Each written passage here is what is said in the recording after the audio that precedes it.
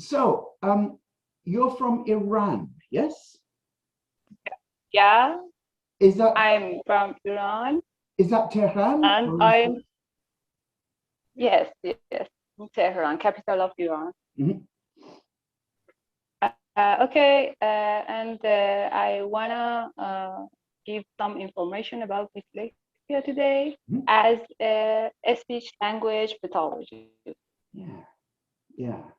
So, can we begin by saying, in Iran, what is the understanding of dyslexia? What do people think dyslexia is? Okay, first of all, I prefer to explain about reading. What is reading and which factors are affected in reading. Reading is a multidimensional skill, and it is used on two levels. And now I wanna expand in these two terms. I mean multidimensional skill and two levels. Mhm. When I said multidimensional skills, I mean cognitive skill, linguistic skill, and motor skill that is necessary for reading. And when I said two levels, these two levels are related to two stages of reading development. The stage number one for reading development is learning to read. That it needs phonological awareness and alphabetic knowledge as decoding skill.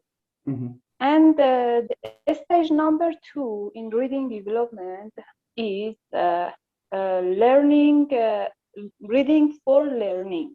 Mhm. And it is necessary a student to have some skills like reading comprehension, and vocabulary. Right now, I can provide comprehensive definition about dyslexia. Dyslexia is um, deficiency in some factors or some sub-skills that I mentioned, some like uh, cognitive skills, linguistic skills, and motor skills. Mhm. And is um,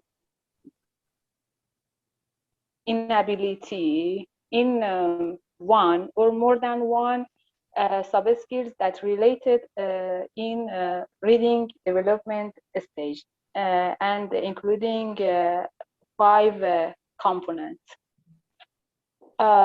phonological awareness, Mhm. alphabetic knowledge, reading fluency, Mhm. reading comprehension, Mhm. and vocabulary. Mhm. Based on the reading panel, national reading panel, this is a definition about dyslexia. But about dyslexia in Iran. Dyslexia in Iran and in schools is more known as learning disorder, learning disability, Mhm. and most uh, people, most parents, and most teachers just think and believe their students are ADHD, are playful, are lazy, and they don't have interest in school and paying Yeah. attention to lessons. And the prevalence of dyslexia in Iran is not so low. It's between, according to scientific article, is between 4 to 12%. Okay. Um, 4%. it's high, I think. Um, So can I ask? It sounds like, on the one hand, dyslexia is looked at as a disorder, And on the other hand, Yeah. parents assume that their children are just lazy or not trying. Mm. So Mhm. it seems that dyslexic children are caught between two very difficult problems. They're either blamed Yeah. as not trying, or they're pathologized as disordered. So they're either looked upon as bad children or somehow damaged children. What, therefore, is the attitude that dyslexic children have about themselves? Okay. Like any skills that children or students achieve in during their school time, all attitudes about dyslexia or about any problem go from parents and adults to students. Yeah. Okay, and if we have a mature adult that got correct diagnosis about dyslexia, and they try to search about this phenomena and get correct information about it and get a right approach to intervention for dyslexia. And when they don't know about dyslexia, it is very challenging situation that affects quality of life, not one person as a dyslexic person, but all family, all adults that deal with dyslexia. Hence, it's very important for us to aware all people about dyslexia, and that is a specific issue, and there is many differences with a normal situation, with the other situations like mental disorder, emotional disorder, learning disorder, and many differences in brain, in behavior, in attitude to all aspects of life, and we have to have a good approach to confront this issue. So you say you have to have a good approach to Yeah. to this issue. But if that's true, does that imply that at the moment you don't have a good approach in Iran? Could the approach be better? Or what is the approach in Iran? Okay. In expert community in field of dyslexia, there are, I think, three categories of experts. Speech language pathologists, my colleague, teachers, learning psychologists, educational psychologists, and occupational therapists. Yeah. All experts have a specific approach to intervention dyslexia. For example, we as SLP, speech language pathology, think dyslexia root and from result from speech and language processing differences. Okay, and occupational therapists believe dyslexia is a result from cognitive and motor differences, especially motor differences, and they work on motor aspect of dyslexia in the brain. And educational psychology teachers and learning psychologists try to deal with cognitive aspects of dyslexia. But I think, in my belief, for dyslexia, we need a comprehensive approach, and we have to work on dyslexia as a team. And a team include SLP, teacher, psychologists, occupational therapists, parents, Yeah. schools. It's really perfect. Yeah, yeah, that would be. And yeah, yeah. So how big is the, I don't know if dyslexia lobby is the right word, but how powerful are the educational psychologists and the speech and language therapists in government? Do you have any kind of influence in the education department, for instance? Okay. In Iran, I told you, dyslexia is more known as learning disability, learning disorder. And there are some centers, learning disability rehabilitation centers for dyslexia and learning disorder. When a student got diagnosed as a dyslexic or learning disabled children, they refer to these centers for rehabilitation intervention. And I think, according to this prevalency of dyslexia and learning disability, there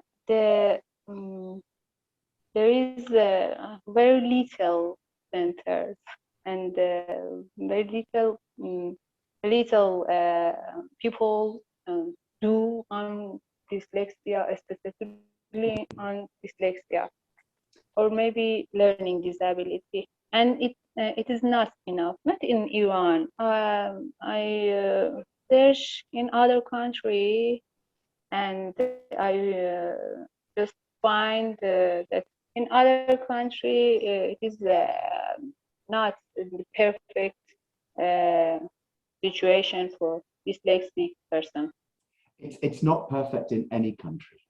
One of the fascinating things about these conversations I have is I find that there are the same problems internationally. Some countries do really well in some things, some countries do really well in other things, but generally there are always problems. Can I ask though, if you named three groups of people, you named sort of cognitive scientists, speech language therapists, you named educational psychologists. If different people look upon dyslexia differently, how do you, as it were, how do you give an official assessment for dyslexia? So it sounds like different people would assess dyslexia very differently, depending on who you ask. Yeah.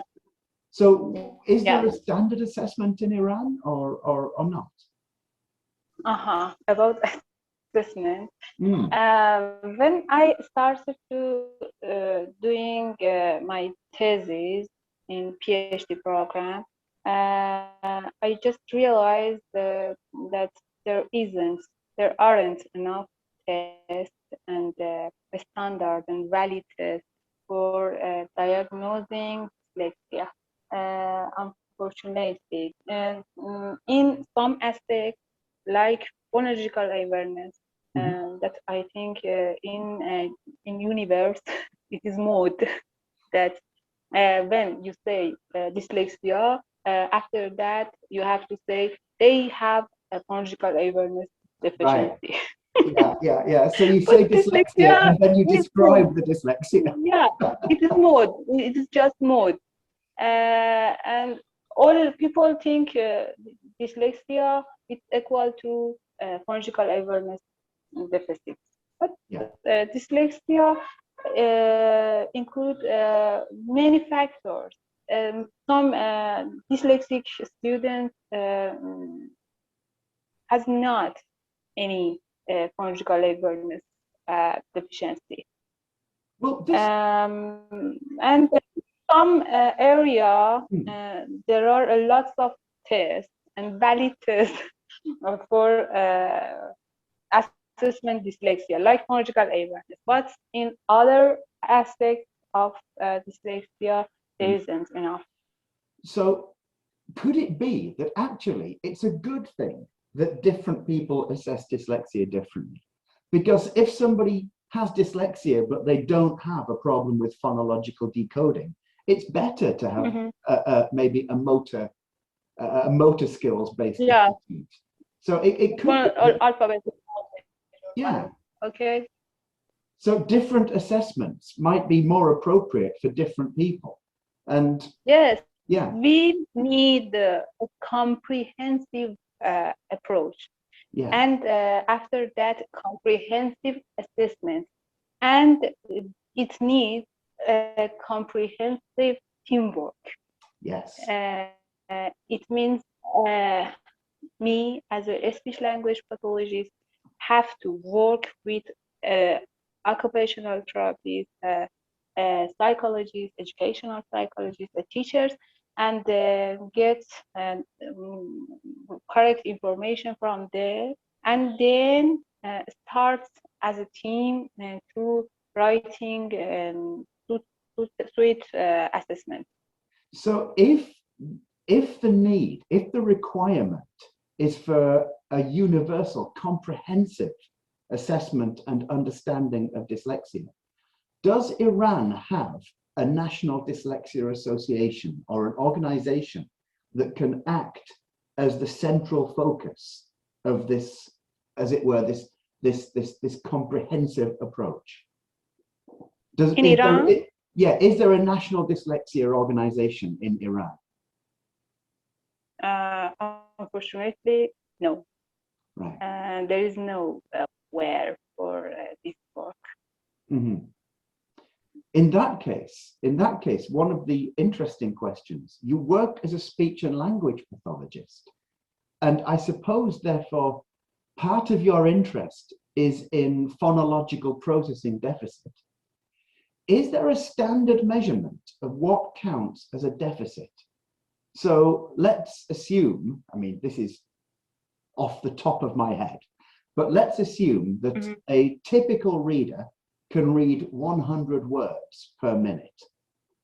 What counts as phonological processing deficit? Is it 90 words per minute? Is it 80 words per minute? And this deficit, is that the same wherever you get it tested? So if you were tested in the south of Iran, they would still test 90 words per minute. And if you get tested in the north of Iran, they would still test for 90 words per minute. What counts as a deficit in this case? Phonological awareness is a skill that includes some sub-skills, and there is a hierarchy for phonological awareness. That it means if a child can separate a word to a sentence to word or syllables, and after that to identify rhyme, onset, and detect the phoneme and the combined phonemes to each other, and substitute these phonemes, and all of these subskills are separated tests, and we can identify a student in which area have fault or deficiency. So let's assume that one of the tests for phonological awareness is your ability to separate a word into its different parts. And a deficit in this sounds like it would be that you would separate that word into its different parts more slowly than other people, for instance. So do you measure this deficit? Is there a standard measurement of this deficit Yes. throughout all phonological, all speech and language therapists, or is it an individual? Yeah. For phonological awareness, we have valid and standard tests, and we can, developmentally, all of these sub-skills relate to a specific age. And when a student is 7 years old, and when he or she is 8 years old and 9 years old, has different stages of phonological awareness development, and we can diagnose it. So you measure it against what would be typical for an age group. Yeah. Yeah, yeah. One final question then. In schools, what is teachers' training for dyslexia? Is there a specific understanding of dyslexia among teachers?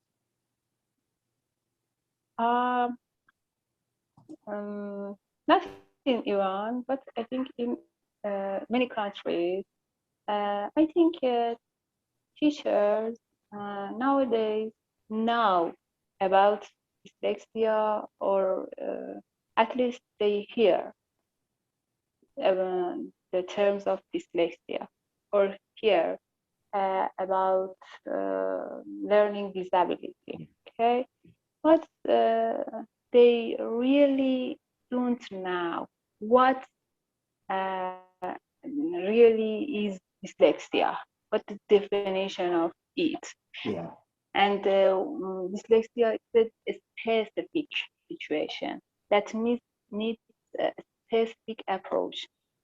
And they don't know about roots and about what and from dyslexia result from. And they try to give more time to doing homework or task for students with dyslexia, or some situation like changing the sitting place of students to front of class, and repeat moreover than other students the lesson for that student.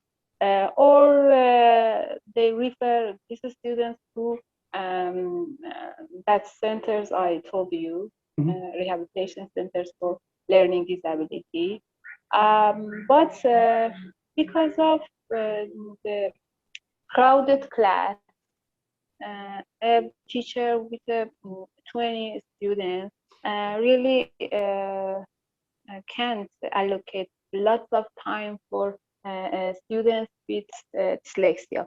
And I think we need a speech therapist, or educational psychologist, or occupational therapist in all schools, but we have not these situations for all schools in my country.